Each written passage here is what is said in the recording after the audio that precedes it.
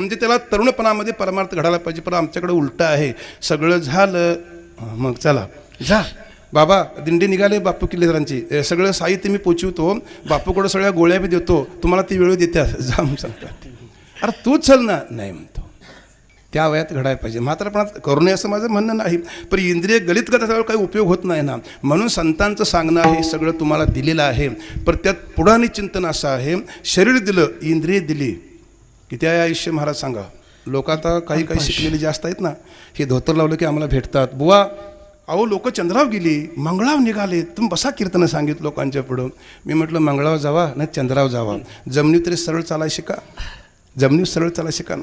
साधं वर्तमानपत्र घेतलं, चांगल्या बातम्या किती सांगा, चांगल्या बातम्या, खून, दरोडा, बलात्कार, मुलाकडून बापाचा, खरं आहे का नाही सांगा. मग जयाचे ऐहिक धड नाही, इथं धड नाही, तिथं जाऊन काय करणार महाराज तू. म्हणून इथं कसं वागावं शिकवणारा एक वारकरी संप्रदाय आहे.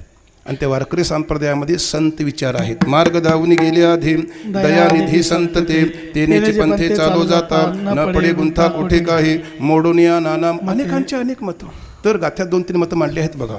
कशाला पाहिजे भजन, हे अखंड विना घ्या, ते बापूंच्या घरामध्ये सगळी माणसं बोलवा आणि 7 दिवस 2 सप्त करा. हे बघा, ल्यावे खावे बरे असावे सदैव, हीच धरी हा संसारी, वाढावे संतान, घरी व्हावे धनधान्य, असं काही एक मत आहे. अजून काही मतं आहेत. देह तोचे आत्मा, भोजन ते भक्ती, मरण ते मुक्ती पाखंड्याची, सगळी मोडून या नाना मते देती सिद्धांत सवरसोम. सिद्धांत कोणता असेल तर एकमेवा अद्वैतम ब्रह्म. म्हणून सगळे शोध लागले, पण असा एक शोध लागलेला नाही. कोणता?